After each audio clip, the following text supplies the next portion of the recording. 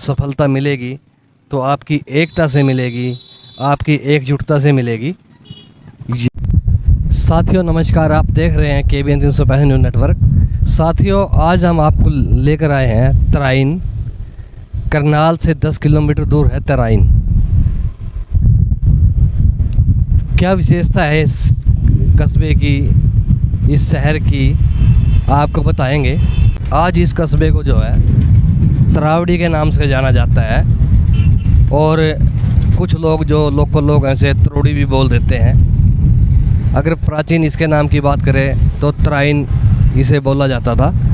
विशेषता की बात करें तो ये जो है GT रोड के किनारे करनाल ज़िले से, करनाल जो हरियाणा का करनाल है उससे 10 किलोमीटर चंडीगढ़ की तरफ है और GT रोड के किनारे बसा है। लेकिन अगर इसकी बसासत की संख्या की बात करें तो ज़्यादा जो संख्या है वो लाइन पार है। जिसकी प्रसिद्धि है वो बासमती राइस के कारण है, बासमती चावल के कारण है, क्योंकि यहाँ पे बहुत से जो सेलर हैं वो बासमती राइस के यहाँ पे सेलर हैं, इस कारण इसकी प्रसिद्धि है। लेकिन प्राचीन अगर हम बात करें तो प्राचीन समय में यहाँ पृथ्वीराज चौहान ने जो किला बनाया था, लड़ाइयाँ यहाँ हुई जिसे तराइन की लड़ाई के नाम से जाना जाता है। आपको ले चलते हैं किले की ओर। साथियों यही है तराइन का वो किला आप देख रहे हैं, जिसे आजकल तरावड़ी का किला भी बोला जाता है, क्योंकि आजकल जो तराइन है उसे तरावड़ी बोला जाता है। और तरावड़ी का वो किला यही है। पृथ्वीराज चौहान ने जिस किले का निर्माण करवाया था अपने सैनिकों की सुरक्षा के लिए, वो किला ये है। इस तरह के हालात हैं इसके। आज आप देख रहे हैं कि गेट पर भी जो है वहाँ पे जो पेड़ पौधे वो उग चुके हैं और रख रखाव का अभाव यहाँ स्पष्ट दिखाई दे रहा है। साथियों ये किला हमें क्या नसीहत देता है, हमें क्या जो है शिक्षा इस किले से हमें मिलती है। साथियों ये किला हमें शिक्षा देता है कि एकता में जो है वो बल है। आप एक कितनी सुरक्षा आप कर लीजिएगा, कितनी भी सुरक्षा के मापदंड आप बना लीजिएगा, लेकिन जब तक आप एक हैं, आप सुरक्षित हैं, जैसे ही आपकी एकता जो है वो टूट जाती है, आप बिखर जाते हैं, तो किसी तरह का जो किला है, किसी तरह के सुरक्षा उपकरण है वो आपके काम नहीं आने वाले। इस तरह की शिक्षा जो है ये किला आपको देता है। बताते हैं इस किले के बारे में आपको। है किले का ये गुंबद,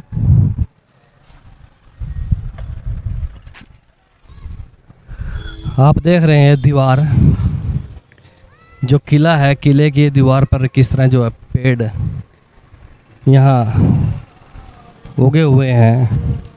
पीपल के पेड़ की बात करें, पीपल का पेड़ यहाँ पे उगे हुए हैं।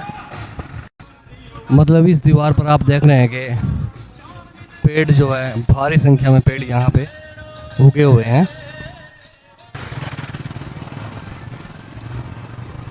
आपको दिखा रहे हैं किले की ये दीवार।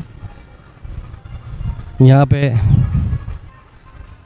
पेड़ ही पेड़ इन दीवारों पे जो है वो उगे हुए हैं। आप देख रहे हैं वट वृक्ष का ये पेड़, पीपल के पेड़ हैं, वट वृक्ष भी जो यहाँ उगा हुआ आप देख रहे हैं। दीवारें हैं और इन दीवारों पर ही जो अब मकान रिहाइश जो है वो कर ली गई है, मकान बना लिए गए हैं, आप देख रहे हैं। साथियों मैं बात कर रहा था एकता में बल की, एकता में शक्ति की बात मैंने जो की थी।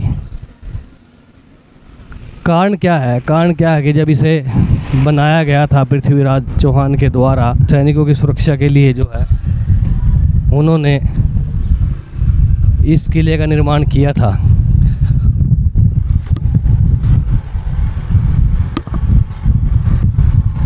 उनकी सुरक्षा जो है इस किले के अंदर आसानी से जो हो सके, और ऐसा हुआ भी। लेकिन तब तक जब तक सेना जो है वो एक रही, जो उसके समर्थक रहे, सहयोग करने वाले रहे, जब तक एक रहे तब तक जो है वो सुरक्षित भी रही। किले का उत्तर की साइड का जो है गेट आप देख रहे हैं, हालांकि अब इसे जो है वो बंद कर दिया गया है, छोटा रास्ता रखा गया है। साथियों, हम जो है बातचीत कर रहे थे एकता की। जब तक वो एक रही, सेना एक रही, तो विजयी हुए, और जैसे ही वो एकता टूटी, साथियों का सहयोग मिलना बंद हुआ, तो वही सेना जो है वो हार गई।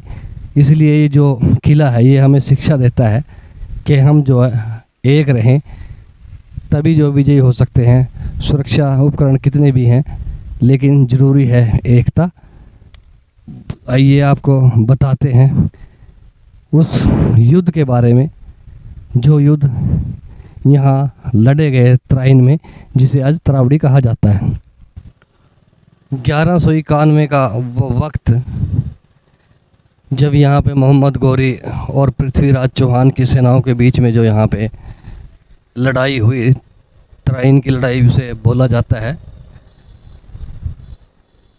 एकजुट थी पृथ्वीराज चौहान की सेना, सभी जो समर्थक राजा थे साथ थे पृथ्वीराज चौहान के। चाहे हम जयचंद की बात करें, कन्नौज के राजा थे जयचंद, चाहे हम दूसरे जो छोटे छोटे राजा थे, राजपूत राजा थे, सभी ने जो है साथ दिया था पृथ्वीराज चौहान का। और पृथ्वीराज चौहान ने जो है मोहम्मद गौरी की सेना को यहाँ पे धूल चटाई थी।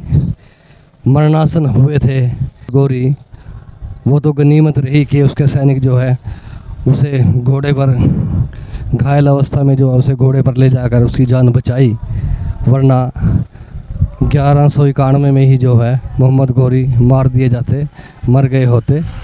लेकिन इस हार का बदला लेने के लिए व्याकुल थे मोहम्मद गौरी। किसी तरह हिम्मत नहीं जुटा पा रहे थे, क्योंकि देख चुके थे पृथ्वीराज चौहान का बल, पृथ्वीराज चौहान की एकता का बल उन्हें मालूम था। लेकिन इसी बीच जो है कन्नौज के जो राजा है वो जयचंद पृथ्वीराज चौहान से अलग हो जाते हैं और फूट पड़ जाती है। और उस फूट का इतना बुरा प्रभाव जो है पड़ता है कि एक बार फिर से जो है मोहम्मद गौरी आक्रमण कर देते हैं, और उस आक्रमण में जो है पृथ्वीराज चौहान की जो सेना है वो बुरी तरह जो है पराजित हो जाती है। और पृथ्वीराज चौहान को जो है मोहम्मद गौरी जो है वो अपने कब्जे में ले लेता है। साथियों, आपने देखा, अगर आप में एकता नहीं है, आपके साथ आपके सहयोगी नहीं है, आपके समर्थक नहीं है, आप कितनी भी जो है सुरक्षा कर लीजिएगा, कितने भी सुरक्षा उपकरण आप अपना लीजिएगा, लेकिन आपको सफलता नहीं मिलनी है। सफलता मिलेगी तो आपकी एकता से मिलेगी, आपकी एकजुटता से मिलेगी।